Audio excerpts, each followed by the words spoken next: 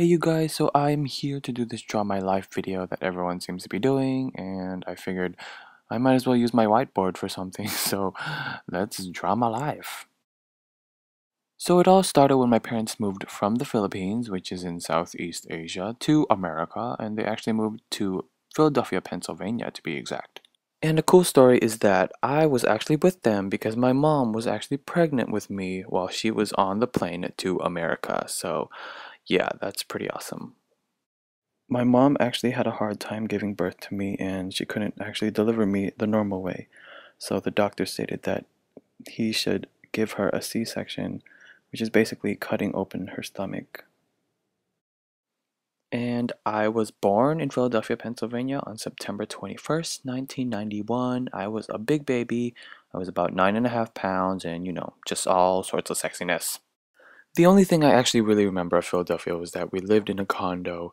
I lived with my parents, obviously me and my grandparents from my mom's side.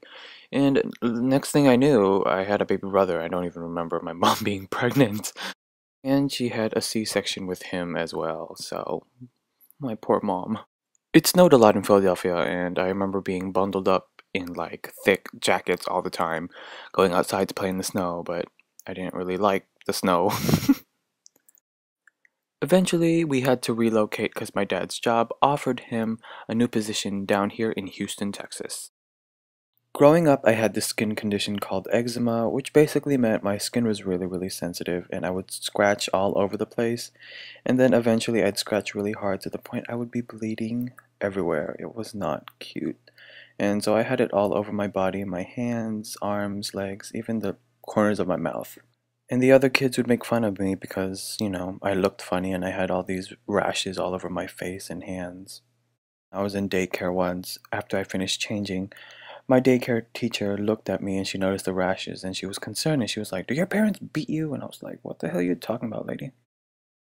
And because of this, the kids would make fun of me in like elementary school, and with that, I became really shy and quiet. A couple of years later, my mom had an announcement that she was pregnant with a little girl, and my brother and I were so excited. So when she gave birth to my sister, as you can probably guess, she had another C-section. That's why I consider my mom one of the most strongest women I actually know because she went through 3 C-sections. So good for you, girl. In 2004, my dad was offered another job offering to California, and because of this, he moved to California, leaving the four of us behind. He was in California for about a year.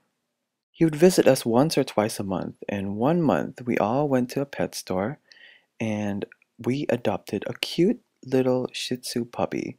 And he was only 5 months at the time, and we named him Snoopy, who happens to be my best friend ever. And he recently turned 9 years old. My dad decided that California wasn't for us, and he decided to move back. But till this day, I still wonder what our life would have been like if we moved to California. During middle school, in 7th grade to be exact, there was this guy that came up to me one day, and he was like, "I think you're cute." And I looked at him and I was like, "What? Like, excuse me?" And at the time, I did not know what was happening because I didn't know why this guy liked me and what the word gay meant. And throughout middle school, people would make fun of me because they noticed that I was a little bit different. They would point and laugh, call me names, and make fun of me. It was really sad. There were even times when they would knock down my books and papers, and then they would all gather and watch me pick them up while they all stared and laughed. For those who didn't know, I was in band in middle school, and I played the infamous French horn. And I made the best of friends in band class. They were all so accepting of me, and they knew I was going through a hard time because I was trying to figure out my sexuality. So I'm so glad they were there. With the help of my friends, I was able to survive middle school, so I'm so grateful to them. I was still in denial whenever high school came around, and I remember the first day of 9th grade. I was walking down the hallway, and I walked down this classroom. This dumbass girl stuck her head out and called me out saying, "Yo, are you gay?" I totally ignored her, but I was so sad. I just kept on wondering why people thought I was gay. The name calling continued even in high school, and this time they even called me more words because I guess high school they develop their vocabulary or something. But yeah, it wasn't cool. I was hurt, and I was really affected by it. I was really alone during this time. And I still suffered from a little bit of eczema, so I still had these red rashes all over my body, and I would get called so many different names because of the way I looked. Let's just say I wasn't looking my best during ninth grade.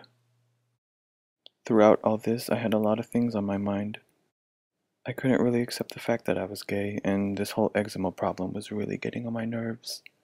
This caused me to be really, really shy, and I became really independent, but unconfident in myself.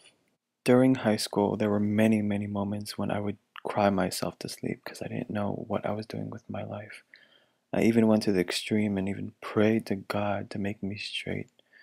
And, obviously that's impossible, but I used to pray so hard. I hated the world, and I even had thoughts of committing suicide from time to time because I just thought the world would be better without me. And I just didn't know what to do, didn't know who to turn to. I was in the 11th grade. My grades weren't looking so good. I remember crying to my parents because I was struggling in school and I had so many emotions and going through so much stuff that I eventually came out that night. And thankfully, my parents accepted me. One day I discovered this website on the internet and it was called YouTube. And basically, it was where normal people could just upload videos. And I discovered so many cool people during this time. Plus, Ryan Higa's a cutie. One YouTuber named I Like Joaquin would be the biggest inspiration I've ever had in my life. I looked up to him so much, and I used to watch all his videos all the time. He was everything I wanted to be when I grew up. And what made it better was that he was gay and Filipino, just like me. So he was basically my role model. I was so inspired to make YouTube videos myself, so that's when I created Freshly Flipped on August 13, 2008. And as you could probably guess, I started off by lip syncing to a camera. Oh, how things haven't changed. One day, my cousin called me over and she wanted me to watch this music video with her. And she showed me this music video of these 9 girls dancing and singing in Korean. And the song was called G by SNSD, and I had no idea what I was looking at. My other cousin showed me another Korean music video of these guys fighting over some girl, I don't know. And it was called Haru Haru by Big Bang, and as you could probably tell, I loved it. From that day forth, I started listening to more and more SNSD and Big Bang, and I started even lip syncing to K-pop songs on my YouTube channel. And I even started talking about other groups that I was listening to. People were actually watching my videos, and I was so surprised that I was getting some views. But all I could think was K-pop because I was just so obsessed with it, and it gave me so much confidence. And as cliche as it sounds, I wouldn't be here without you guys, so thanks so much, subbies. Y'all are awesome! Ever since I started YouTube, I've always dreamt of becoming super duper YouTube famous and having so many people spaz over me and just screaming my name and stuff. Eventually, I graduated from high school and I was so happy. I even graduated with honors, y'all. Like, what you know about that, right? Class of 2010. So let's fast forward to the present day, and today I am in college, but I don't know what the hell I'm doing with my major. I don't even know what I want to be when I grow up. Plus, YouTube is always going to be here, so I always have fun making YouTube videos. And I could just be myself on camera, and I don't really care what people think anymore, so it really has given me confidence now.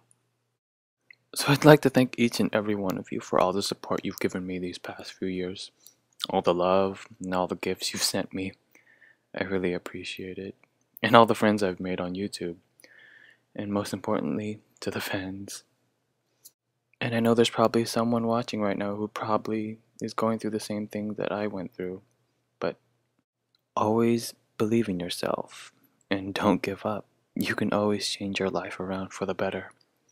So I went from this very depressing, struggling gay kid to this Gaysian on YouTube that talks about K-pop. I never imagined I'd be here right now in my YouTube career, so I've had so much fun. Thanks again for watching, and you don't know how grateful I am for each and every one of you. Thanks so much. I'll see you guys very soon. So, till next time, ingat. Uyang, I love you.